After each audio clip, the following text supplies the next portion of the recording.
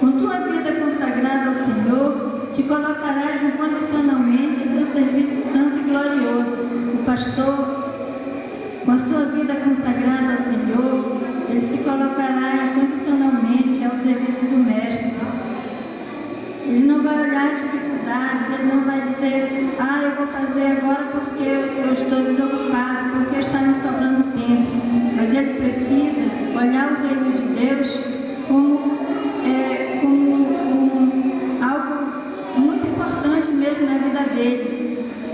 É aquilo que a palavra de Deus diz: buscar em primeiro lugar o reino de Deus e as outras coisas lhe serão acrescentadas. E a promessa de Cristo estará presente com o pastor, com os seus servos, até a consumação dos séculos.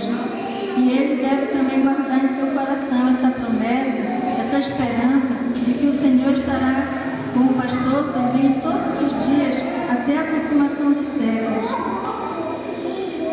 E confiante no seu auxílio, ele saberá que ele pode vencer as dificuldades que porventura vierem no dia a dia, porque todo ser humano tem dificuldade, mas muitas vezes o ser humano tem dificuldade, tem seus problemas, mas ele muitas vezes procura o pastor para conversar, para desabafar, para pedir um conselho, né? Mas o pastor, muitas vezes ele não tem para quem correr, né?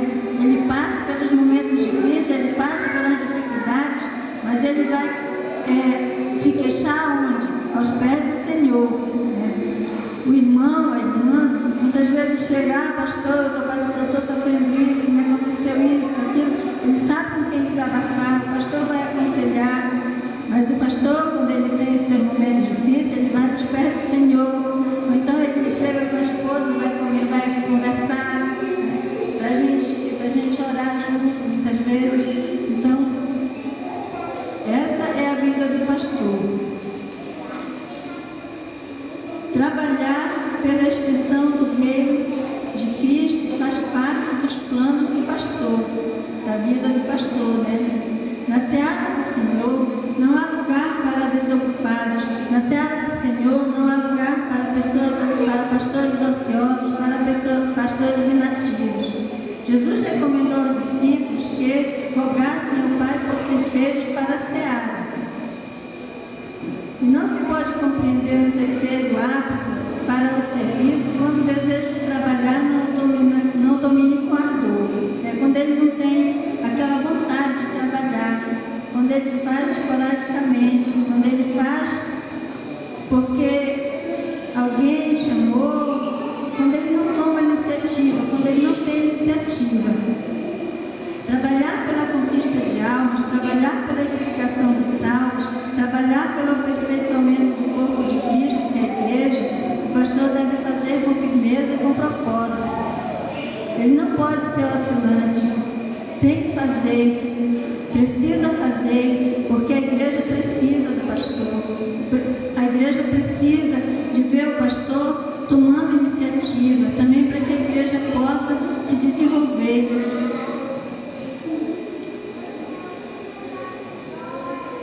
Assumirás as tuas atividades com zelo e coragem, lembrando-te da promessa que está em 1 Coríntios capítulo 15, versículo 58. Em 1 Coríntios capítulo 15, versículo 58, o apóstolo Paulo, ele fala aos irmãos, mas aqui eu quero falar aos pastores. Eu quero dizer, portanto, meus amados pastores e pastoras, sede firmes e constantes, sempre abundantes na obra do Senhor, sabendo que o vosso trabalho não é vão no Senhor. O trabalho do pastor pode ser árduo, pode ter dificuldades, pode ser pesado mesmo, porque trabalhar com pessoas é muito difícil. Um pensa de um jeito, um pensa do outro. Mas a palavra do Senhor, aqui em 1 Coríntios, ela diz que o trabalho do Senhor, ele não é vão. Tem recompensa, tem galardão. E cada vez que o pastor sai pregando a palavra do Senhor, que ele volta feliz porque ele semeou a palavra, porque ele ganhou uma alma para Jesus, ele também ganhou mais uma taguinha na sua coroa.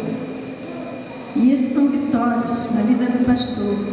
Então, pastor e pastores e pastoras, não desistam do seu ministério, não desistam de lutar pelas almas, porque o seu trabalho não é como o Senhor, o seu trabalho tem recompensa. Orar constitui uma obrigação daquele que se coloca ao serviço de Deus. O pastor deve ser exemplo para a igreja nesse exercício santo, para que possa ensinar o valor da oração na vida dos crentes e a necessidade de um homem orar sempre e nunca desfalecer. O pastor ele precisa orar. Nós vemos que aqui, nós estamos aqui nesta igreja já há quase 15 anos, né? E quase todos os dias o pastor só fala se ele estiver muito doente, ou se ele tiver que viajar cedo, mas ele está de segunda a sexta aqui na igreja orando, porque ele precisa dar esse exemplo, irmãos, porque também ele precisa orar, porque também ele precisa ensinar a igreja, o ministério da oração.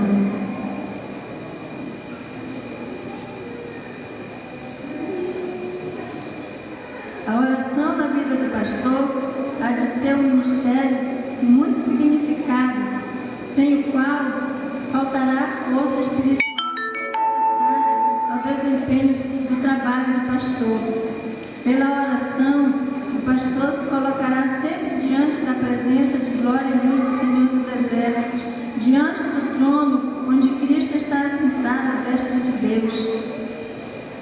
Através das suas orações, o pastor fará subir as suas orações intercessórias, as suas orações de gratidão, as suas orações espirituais, porque, irmãos, sem oração não há vitória, sem oração não há crescimento espiritual, sem oração não há graça e sem oração também não há poder. Renunciar. A renúncia é qualidade muito importante na vida do pastor. Tua vontade será julgada a vontade de teu mestre. A vontade do pastor, ela tem que ser a vontade de Deus. Muitas vezes o pastor precisa renunciar a muitas coisas na sua vida em favor da obra do Senhor. Mas saiba, pastores e pastoras, que renunciando você não está perdendo, você também está ganhando. Porque, como disse lá em 1 Coríntios, a recompensa, a galardão, o teu trabalho não é bom no Senhor. Teu prazer será a realização da tarefa que te foi confiada, ainda que para tanto sacrifícios te sejam impostos. Em Gálatas, capítulo 2, versículo 20, também nós podemos ler, diz assim: já estou crucificado com Cristo, e vivo não mais eu, mas Cristo vive em mim. E a vida que agora vivo na carne, vivo-a na fé do Filho de Deus, o qual me amou e se entregou a si mesmo por mim. Aqui nós queremos dizer o seguinte: já estás crucificado com Cristo, pastores e pastoras? Já vives não mais tu, mas é Cristo que vive em ti? E a vida que agora tu vives na fé do Filho de Deus, o qual te amou e se entregou a si mesmo por ti? E isso cada pastor pode responder para si mesmo. E que o Senhor, Ele te dê esse entendimento, que tu já estás crucificado com Cristo, tu já foste crucificado com Cristo. A tua vida não é mais tua, mas é do Senhor, pertence ao Senhor. E tu deves fazer a vontade do Senhor. A tua vontade será submissa à vontade de teu Cristo, de teu Mestre, pelo seu grande e imensurável amor a ti e à igreja redimida, a igreja salva, a noiva amada, comprada com o sangue do Cordeiro, com o sangue do Senhor, que foi vertido lá na cruz do Calvário. Que é a igreja onde os pastores e as pastoras